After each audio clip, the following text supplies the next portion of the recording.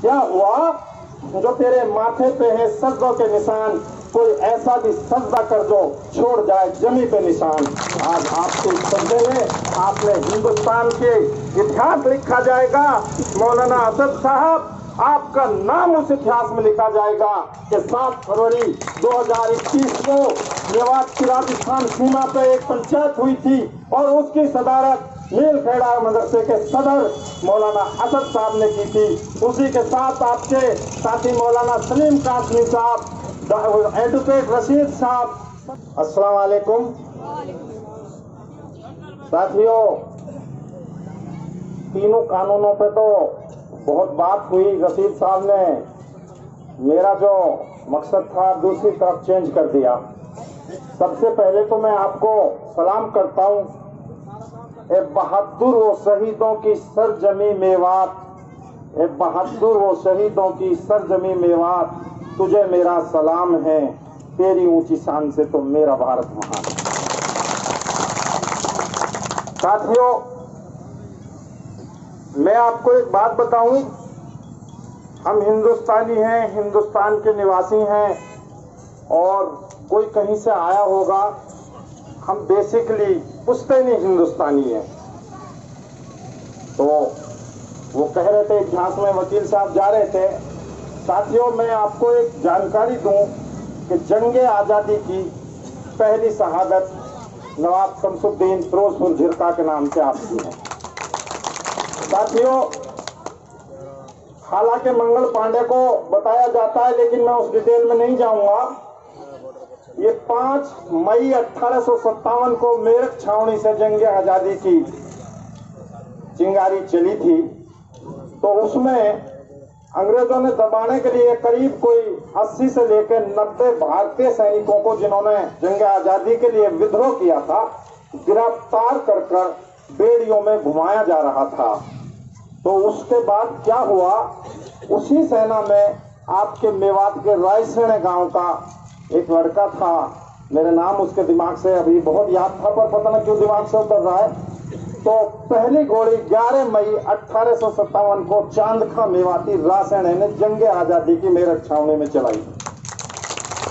खैर, ये आंदोलन अंग्रेजों ने दबा दिया और 20 सितंबर या 21 सितंबर 1857 को बहादुर शाह जफर को गिरफ्तार कर लिया और गिरफ्तार करके पहले गाजियाबाद, फिर उनको रंगून भेज दिया गया।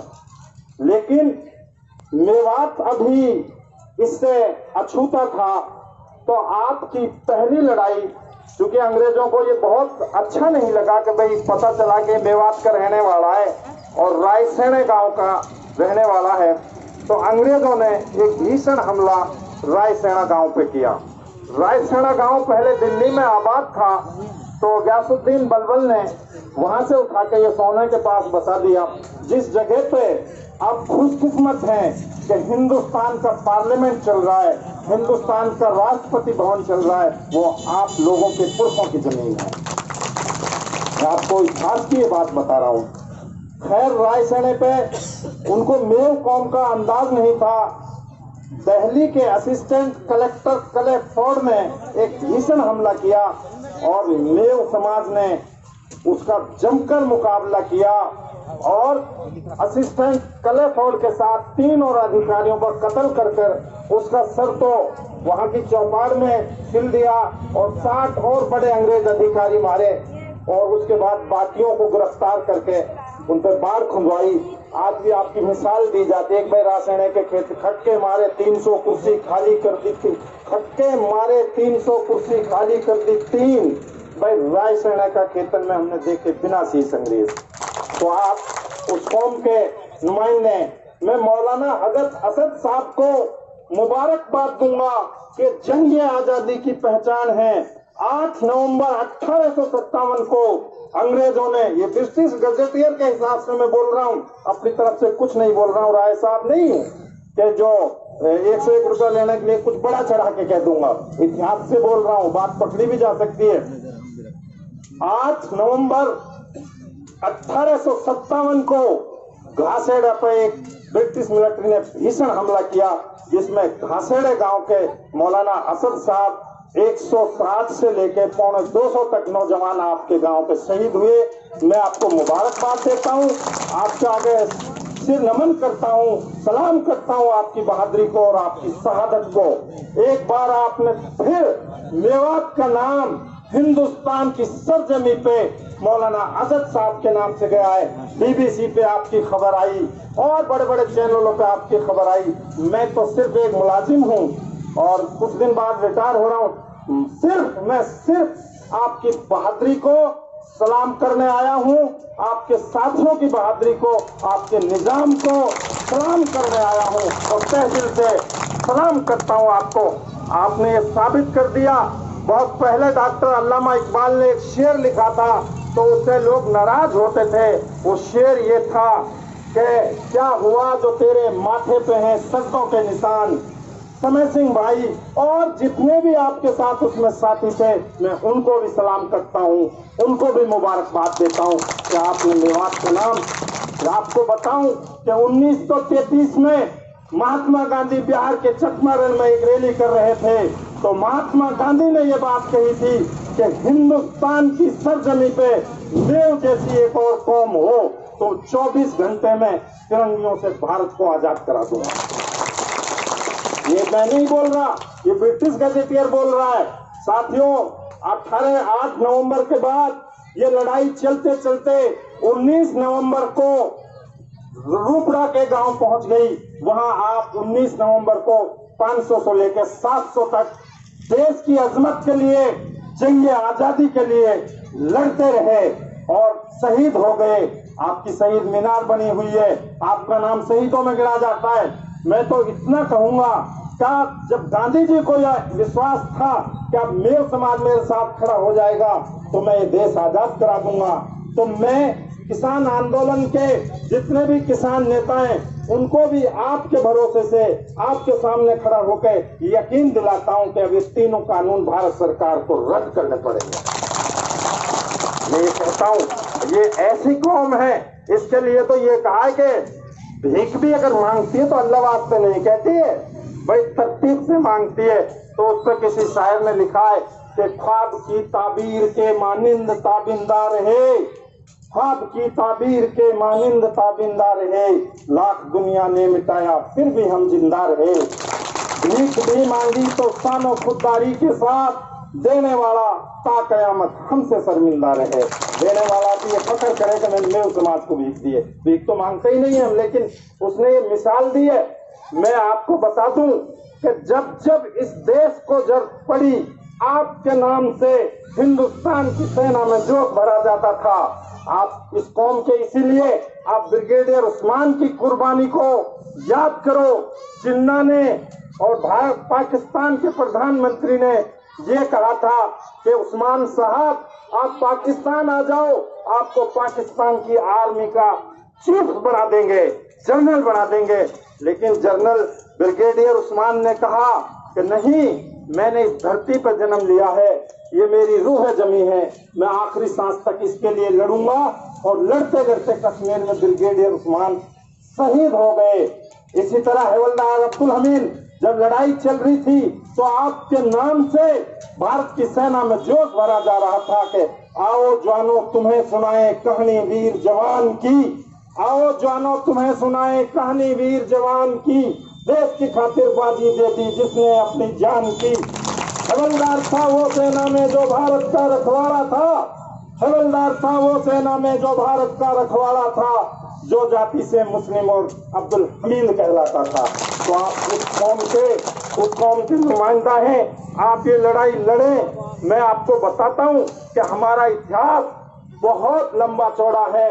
इसी के बाद जब ये जंग आजादी चल रही थी तो हमारे जो शाहपुर नंगली गांव हैं, वहां के लोगों ने मैक्सपर्सन नाम के बड़े अंग्रेज अधिकारी का कत्ल कर उससे सरकारी खजाना लूट लिया था।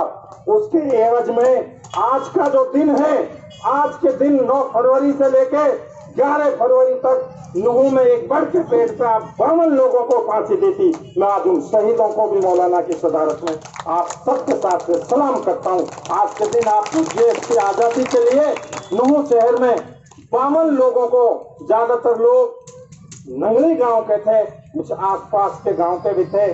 चौधरी नाहर खां उस आंदोलन को लीड कर रहा था, उनकी कब्रें अब मुस्मार कर दी है। लेकिन इतिहास जिन लोगों का लिख जाता है वो लाख कोशिश करें वो कभी मिट नहीं सकता। आपको ये बात बता दूं कि कुछ लोग हमसे पाकिस्तानी कहते हैं, नहीं हम हिंदुस्तानी हैं। मेरी जान मेरी शान, ये मेरे पुरखों की पहचान, ये मेरा प्यारा प्यारा हिंदुस्तान, ये किसी के बात की जागीर नहीं है। लेकिन दुख होता है इतनी कुर्बानी देने के बाद भी जब हमसे पाकिस्तानी कहा जाता है तो मन तो रोएगा ही। मैं उनसे कहता हूँ कि सदियों से यहीं पर रहता है, क्या कहा, सदियों से यहीं पर रहता है, न जाने कितने दुख सहता है। भीगी पलकों से एक बेटा भारत माँ से कहता है कि माँ हम भी तेरे बेटे हैं। भारत माँ से कहता है कि माँ हम भी तेरे बेटे हैं। माँ पुरखे हम सबके, माँ पुरखे हम सबके गोद में तेरी खाक ओढ़ कर लेते हैं। हमारी 500 साल से लेके हजारों साल तक की भी हड्डियां सर जमीन में मिल जाएंगी। पुरखे माँ हम सबके गोद में तेरी खाक ओढ़ कर लेते हैं। तेरा दामन छोड़ के नी माँ हम 47 में भी नहीं गए, जिन्ना और सावरकर वाली साजिश में भी नहीं गए। पर माँ तुझको क्या ये सहमे सहमे हालात नहीं दिखते हैं?